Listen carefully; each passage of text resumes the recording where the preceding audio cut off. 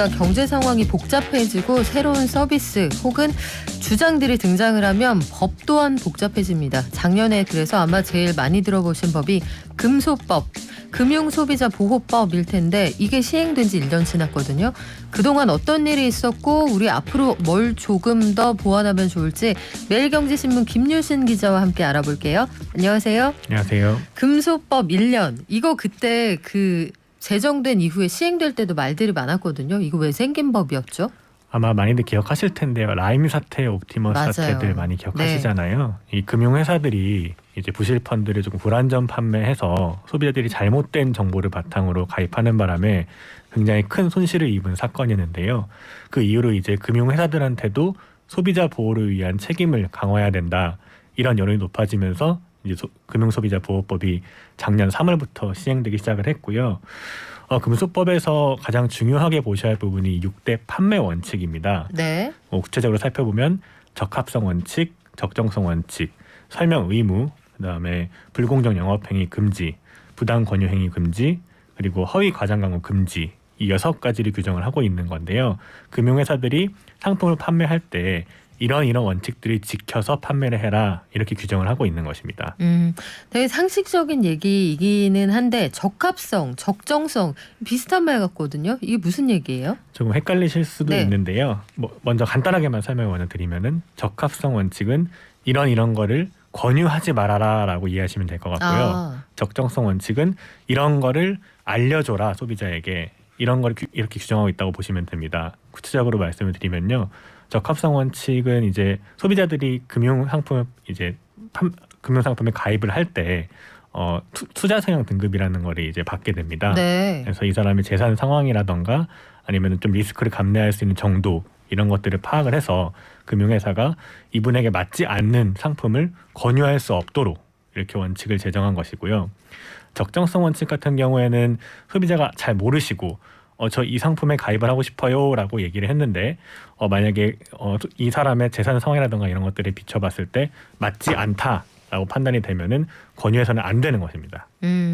권유해서는 안 되는 걸 제대로 알려줘라, 이렇게 이해하면 되겠군요. 알려줘야 되는 것입니다. 그러면 만약에 은퇴하셔서 이 자금이 이분의 평생을 책임져야 될 노후 자금이다. 그런데 굉장히 공격적이어서 벌 땐 크게 벌지만 잃을 때는 원금까지 손실을 볼 수 있다. 이건 퇴직자들한테 웬만하면 권하지 말아라, 이렇게 되겠네요. 맞습니다. 그러니까 라임이나 옵티머스 사태 때 이런 돈들이 이제 많이 유입이 돼서 문제가 되었었는데 금융회사가 이런 6대 원칙을 안 지켰다, 그리고 판매를 했다. 그러면 어떻게 돼요?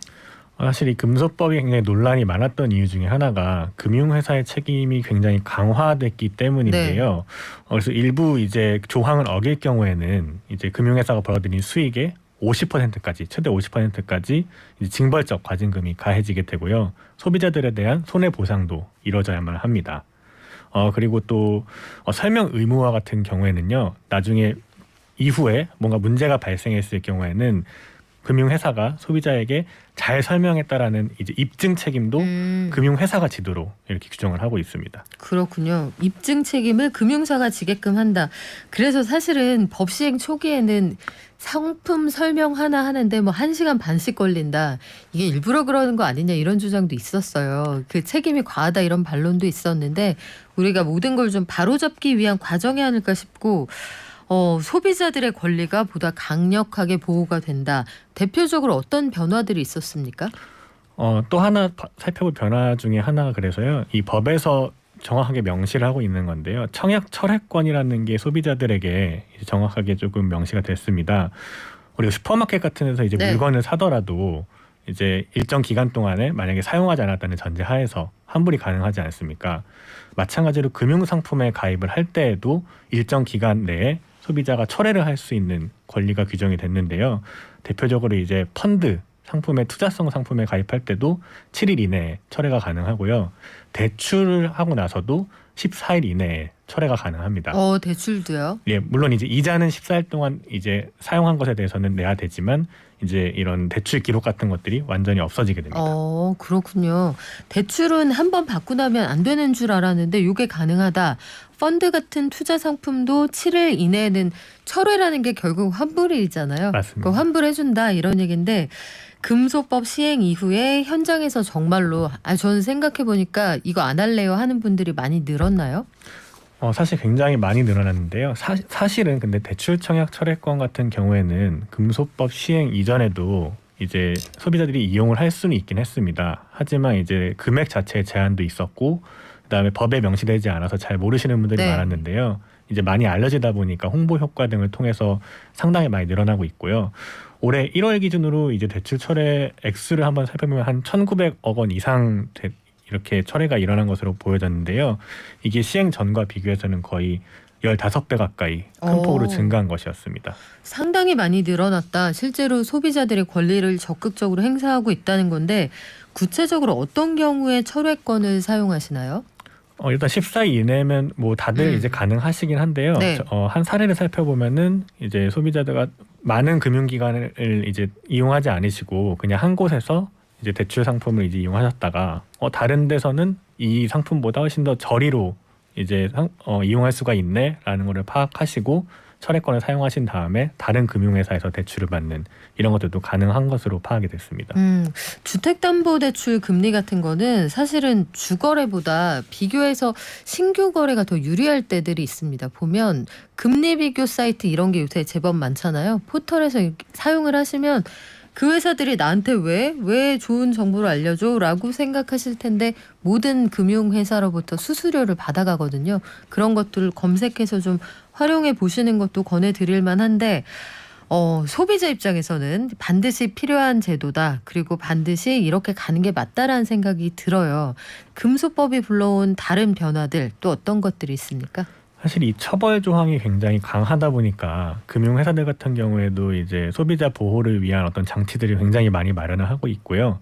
소비자 보호위원회 같은 것들을 상당히 많이 만들었습니다. 금융회사들이. 그래서 상품을 제조하고 판매하고 또 사후 관리까지 철저하게 하고 있는 모습이 보여지고 있고요. 그러다 보니까 이제 소비자들이 이제 금융회사에 제기하는 민원들도 상당히 줄어들고 있는 모습인데요.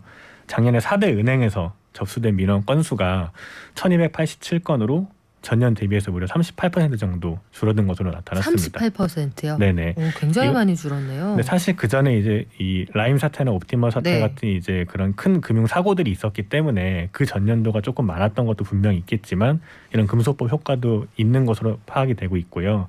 마찬가지로 생명보험사랑 증권사에서도 민원 접수 건수가 줄어들고 있습니다.